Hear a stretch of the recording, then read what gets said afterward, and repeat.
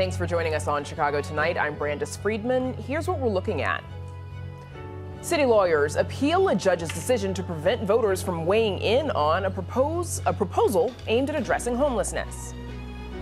Reinvest in safety! Calm down! Reinvest in parents! Calm down! Reinvest in families! The Chicago Board of Education moves to remove police officers from public high schools. And a federal nutrition program is facing a budget shortfall, what that could mean for mothers and their children. And now to some of today's top stories. Chicago taxpayers spent $74 million last year to resolve police misconduct lawsuits. A WTTW News analysis found that's much less than the average totals of the 2 years prior, but on par with the average for the last 4 years. Wrongful convictions have long been the most expensive kind of police misconduct in the city, but the 120 settlements and verdicts in 2023 included various forms of police misconduct, like false arrest, excessive force, and illegal search or seizure. Meanwhile, a Cook County judge has allowed Chicago Police Board proceedings to resume as the system used to discipline police officers remains in contention. For more on both of these stories, please visit our website. Illinois Attorney General Kwame Raoul is joining the federal government in pushing back on a plan that could affect the cost of your groceries. The Federal Trade Commission is suing to block a $25 billion deal between Kroger, which owns Mariano's, and Food for Less from merging with fellow supermarket company Albertsons.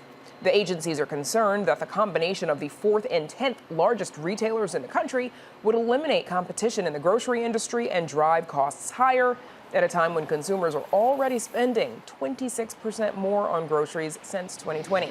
The two companies, which employ mostly union workers, have said the merger would make them more competitive against non-union companies like Costco and Walmart. One of Chicago's tallest buildings will be getting a makeover. J.P. Morgan Chase says it's got a tall order for its 850-foot, 60-story skyscraper. Chase says the new plans include refurbished work floors with updated technology for the 7,200 employees who work there, plus a large and modern food hall and an improved outdoor plaza. The company says the project will create nearly 1,000 local construction jobs, triggering millions in economic activity for the city, county, and state. And this week's weather calls for sunglasses, maybe some shorts for those brave Chicagoans, but it'll also call for your coat, maybe an umbrella, because it's going to be all over the place. The National Weather Service says today's high reached 71 degrees, and you can expect a high in the 70s tomorrow, too. But then a powerhouse cold front is expected to swoop in from the north on Tuesday night, dropping temps into the 20s and 30s, along with a chance of thunderstorms, hail, and maybe even tornadoes. It'll be short, but then Wednesday and Thursday, seasonably cool. But stay with me now, because temps rebound back into the 60s this weekend. Hang in there, folks. Up next, the fate of the Bring Chicago Home ballot measure. Heather Sharon has the latest right after this. Chicago Tonight is made possible in part by the Alexandra and John Nichols family, the Jim and Kay Mabey family, the Polk Brothers Foundation, and the support of these donors.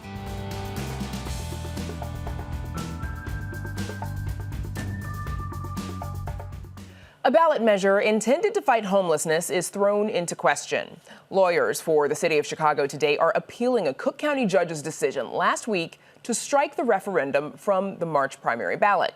The measure, known as Bring Chicago Home, would give the city council authority to hike taxes on the sales of properties worth $1 million or more.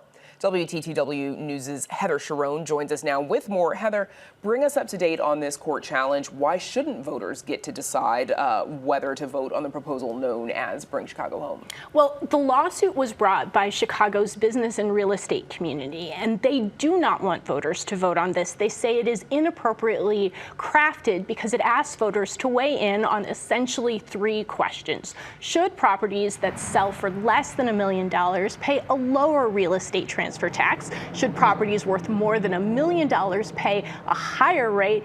And then should properties worth more than $1.5 million pay even more? They say state law says you can only ask voters one question, and then you have to tell people how that money raised will be used. They say this measure, as crafted, doesn't do any of those things, and apparently Judge Kathleen Burke agreed with them. Well, and to that point, Heather, do we know why Judge Kathleen Burke invalidated the ballot question? So we don't. She issued a written order that was released to the news media today that basically said, I covered all of this in the hearing that took place Friday afternoon. But reporters in the courtroom say she did not detail why she was siding with the real estate and business community. So it's a little bit unclear why she made the decisions that she made, including preventing the city of Chicago from intervening in this lawsuit, which was brought against the Chicago Board of Election Commissioners, the agency that actually runs elections in Chicago. Okay, and early voting is already happening right now. Heather, what does this ruling mean for voters? So voters will still see this ballot question. It's number 1 on the ballot, and they can vote on this question. However, right now, those answers or those results won't be tallied and they won't be reported unless the city's appeal, which they took the first step toward doing today, is successful. So we won't know for at least a couple days, perhaps even weeks, to know whether these results will be counted, reported, and whether they will count. Probably makes it a little confusing for voters as well, Heather. Thank you so much. Thanks, Brandis. And you can read Heather's full story on our website. It's all at WTTW.com/news. Up next, the debate over police officers in schools. Stay with us.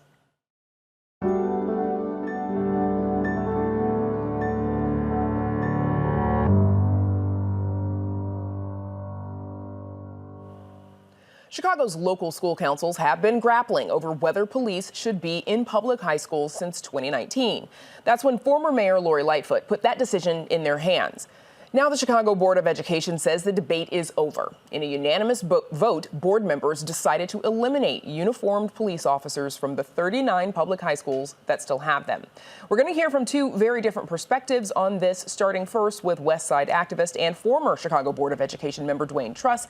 And of course, we'll hear from another guest on this same topic in just a few minutes. Dwayne Truss, thanks for joining us. Thank you for having me. So you live in the Austin neighborhood. Your 5 children, 2 nieces have all graduated from Chicago public high schools. You have grandchildren in CPS high schools. But have you worried, do you worry about their safety? Yes, every day. My wife and I, we pray for their safety every day. We pray for safety for all of our kids and children because of the fact that we understand the environment in which we live in. We chose to live in that environment. We used to run a youth program for kids because of the fact that there was that vacuum, and we decided to be the village and step in. Do you think that the high schools in your West Side neighborhood should be able to keep police officers in schools? It's not what I think, is what the local school councils believe. They're the best. They're in the best position to work together with all the stakeholders, principal, community, students, staff, teachers, to come up with that decision. It's not about me. It's about the local school council and the right that they have enshrined in state law. So your argument is, of course, more about having left it with the LSCs, yes, as did former Mayor Lori Lightfoot, versus what the current school board is doing. Number of police officers in Chicago schools has decreased significantly. In 2020, CPS was paying the Chicago Police Department $33 million a year for SROs. This year, only $10 million is budgeted for police in schools. But critics say that's $10 million that could be spent differently on teachers and after-school programs, maybe social workers. Do you think that that is money that should otherwise be diverted to school resources instead of police? Well, if I can refer you to the whole school safety dashboard, those schools who have voted to remove the SROs have shifted that money into security officers. Those security officers can possibly be off-duty police officers. I don't know the specifics, but a lot of them have shifted to security because security is still a concern of those local schools.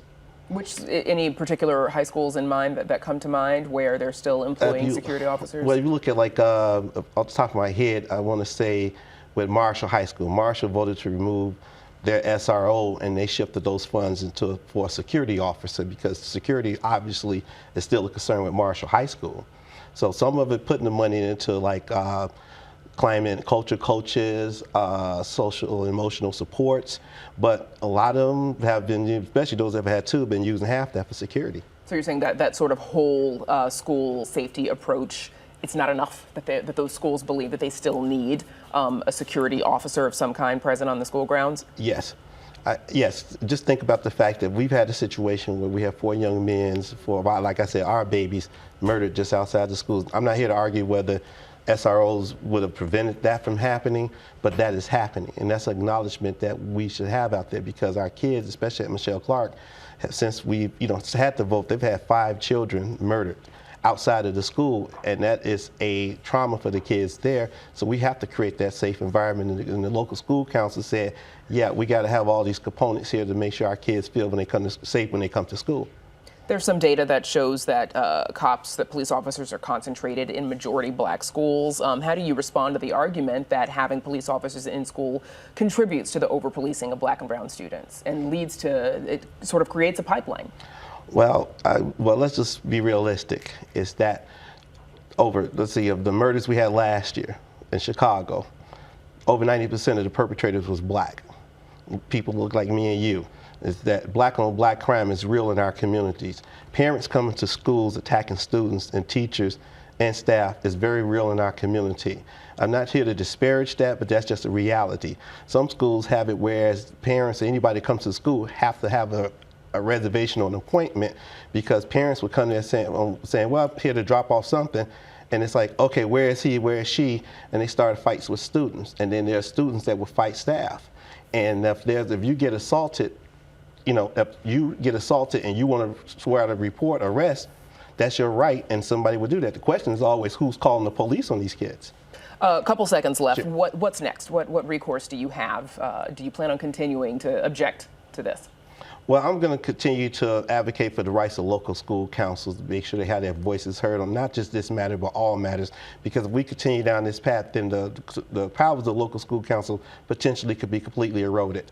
Okay, Dwayne Truss, thank you so much for joining us. Thank you, family. And coming up, we hear from a supporter of the school board's decision. That's right after this.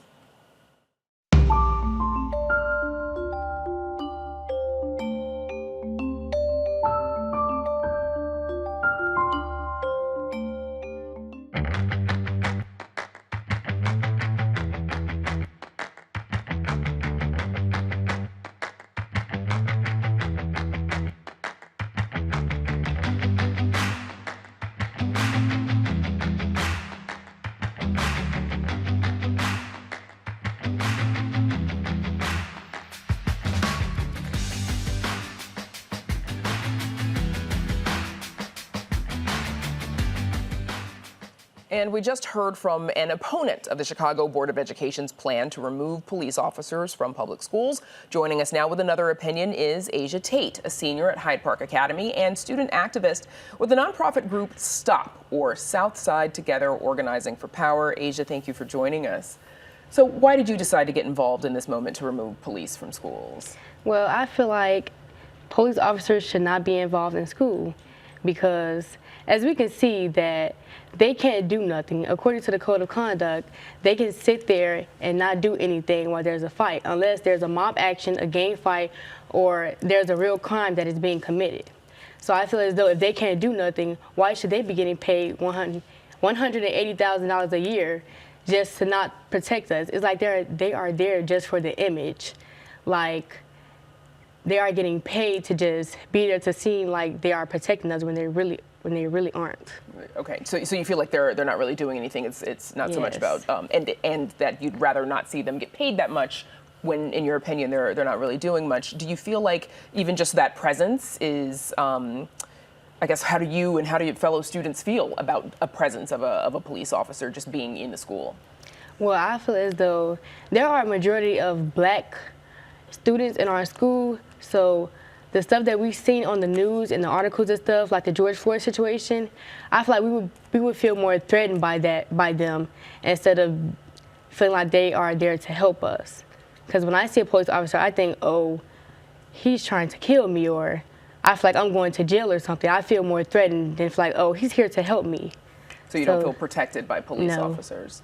In the interview that we just heard with former board member Dwayne Truss, he and others are critical of the decision to take away what they feel like a decision that should have been made by your local school council in the community, because they believe that they know what is best for each individual school. What are your thoughts on that? Should this have been left to the LSC? No, I feel like the students and parents should have their input on it as well, not just what they think is right for us, because we also could use that money for our resources for new programs. Why should we have to go to a different school to learn about cosmetology and all the other programs where we need that? Like, I'm a senior, I'm finna leave, but I also have siblings there that could also help them and prepare them for their future. You attend Hyde Park Academy. Do you feel safe in general? No, I don't feel safe at all, even with the police officer there. So I feel like the police makes no difference. But if they were gone, I feel like we can invest that money into programs and like peace rooms. Like if we had peace rooms, I feel like students would feel more safer coming to the peace rooms to talk about their problems, because some people can't go home and talk to their parents. People would rather go there. Like I have a organizer there that works for STOP. Her name is Anna. A lot of people go there and talk to her about their problems. Even I do, because I can't go to anybody else. So when we get in trouble, instead of putting like police officers on us or anything, I feel like we should have someone to talk to and go to help us when we need it. And you mentioned you don't really feel safe at your school. Why don't you feel safe? What makes you feel unsafe? Well, especially the environment around us. I don't feel safe around there because it's Hyde Park. So and mostly the police officer, like I said, I feel threatened by the police officer because it's like I keep getting these images in my head about the George Floyd and everything that I'm hearing about. So it's like I get scared, like you see like how I'm feeling right now because I'm nervous. That's how I feel around a police officer. I'm not a cop, and you're doing great. The Board of Education's decision, it must feel like, a satisfying victory for you. Does it get you thinking about maybe a career in organizing? Yes. Are you celebrating what the board has decided? Yes, I was actually very happy because I'm like, oh my God, we get the programs, we can get the money, we can invest, because school is basically like when the police there is giving school to prison pipeline, because according to the articles, so there's a lot of research about how the school connects to the prison pipeline, because I feel like when the officers there, students are most likely to go to jail because they are going to start calling on the officers to do everything, because some schools with police officers in school tend to have higher rates of arrests of their students. And is that what you're referring to? Yes, and not just that, even if it's not like a serious crime that's going on in school with someone fighting, they would most likely go to the police officer before they go to anybody else. Getting officers involved would probably maybe something that staff should be handling. We're actually out of time, Asia, but thank you so much for joining us. Asia Tate, Hyde Park Academy Senior. Thank you. Up next, a federal food assistance program is facing a budget shortfall. A look at the potential impact.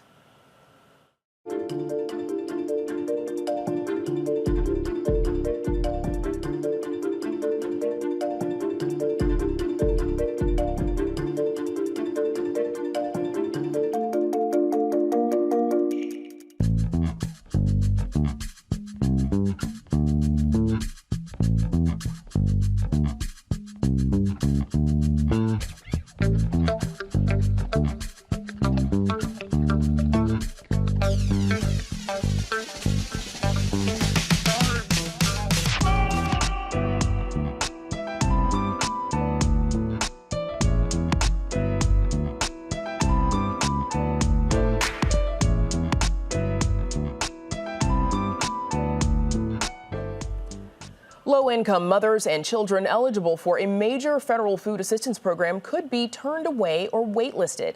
That's because the Special Supplemental Nutrition Program for Women, Infants, and Children, or WIC, is facing a $1 billion budget shortfall. More than 160,000 women and children in Illinois are enrolled in the program, and Congress has until March, which begins this Friday, to secure funding. Joining us now with more are Ruby Ferguson, Senior Director of Strategic Relationships and Community Partnerships at the Greater Chicago Food Depository, and joining us by Zoom, Stephanie Bess, Associate Director of the Office of Family Wellness and WIC Lead at the Illinois Department of Human Services. Thanks to you both for joining us. Ruby, lay it out for us, please. What is at stake for families if Congress doesn't secure enough funding for the WIC program? Yeah, thank you for that question. And I had the honor of working in WIC prior to this role and was able to directly serve families that benefited from the WIC program. WIC offers not only nutrition services, but also a voucher referral services to other medical needs, and then most importantly, lactation support, which can be hard for certain families to find.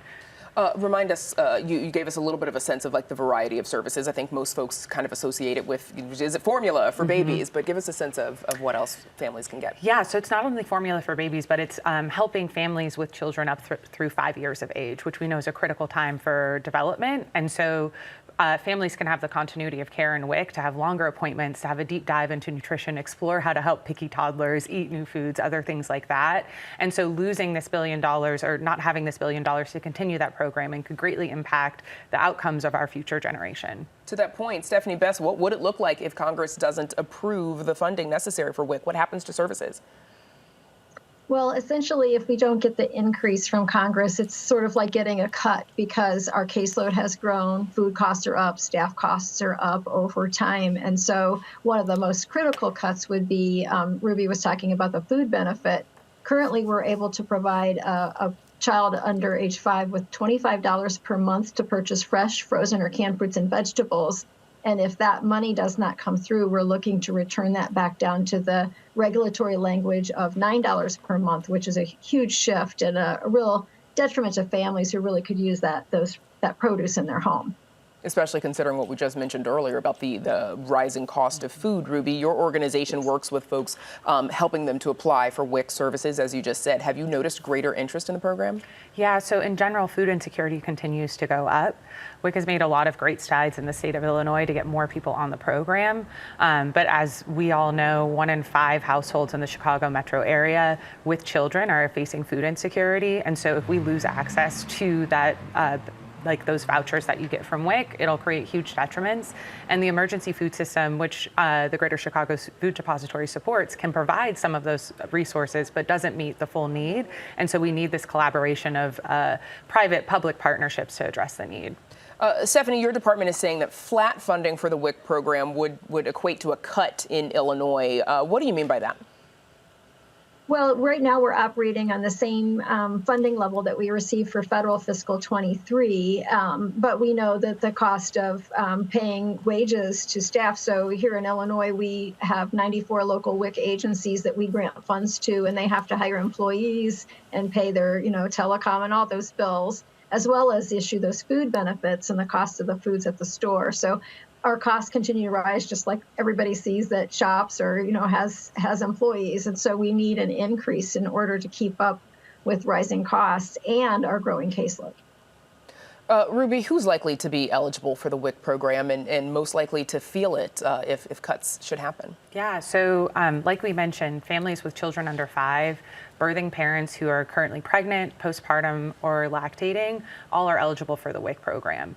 A lot of times there's an assumption that you need to be a woman to participate on the program, but we saw grandparents, we saw aunties, we saw people stepping up and showing up there. And so it's likely that you might be eligible for WIC and might not know about it, and so miss out on this opportunity. And so it can impact a lot of those families here in Chicago. Could it also have a disproportionate impact on families of color? Absolutely. We see higher rates of food insecurity in Black and brown communities, and especially with families with young children.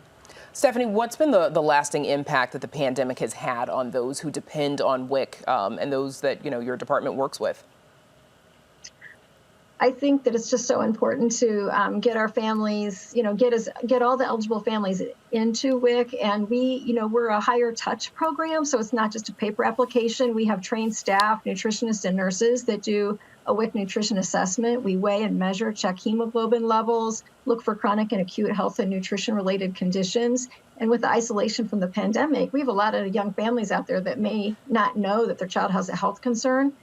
So we've been really working hard the last 9 months to really get our families back in and getting them seen and really looked at. And we are seeing an increase in the numbers that we would consider like a higher risk or high priority population. So we know that laying eyes on them and getting those heights and weights is a big deal. So we really want to keep that moving. And I want to just add to what Ruby was just saying. I mean, we see a lot of working families, and a family of 4 can qualify for WIC if they make $55,000 or less a year. So 185% of the federal poverty guidelines is a pretty high income, and a lot of people don't know they're eligible when they are. So, we have a lot of work to do outreach and grow our caseload. And right now we're just waiting to see if the funding will support it. Ruby, we've got just a couple seconds left, but as we're seeing the phasing out of additional funding for public assistance programs that were implemented during the pandemic, what needs to be done to ensure that those programs still exist, that folks still have access? Yeah, so we need to urge Congress and our Senate to continue to fund these programs. We know that this sets up a foundation for success for the future. So every dollar spent in WIC saves taxpayers $8 in Medicaid. And so investing in programs like this that get to the root cause of the issue are really quintessential to transforming the health of the United States. Saving money down the road, but obviously making people healthier. Yes. Ruby Ferguson, Stephanie Best, thank you so much. Thank you. And that's our show for this Monday night. Don't forget to stay connected with us by signing up for our daily briefing. And you can get Chicago Tonight streamed on Facebook, YouTube, and our website, WTTW.com/news. You can also get the show via podcast and the PBS video app. And join us tomorrow night at 5:30 and 10. Chicago taxpayers have spent at least $74 million on police misconduct lawsuits last year. Our Spotlight Politics team on that and more. And a look at the advancements made in bionic prosthetic devices. Now, for all of us here at Chicago Tonight, I'm Brandis Friedman. Thank you for watching. Stay healthy and safe, and have a good night.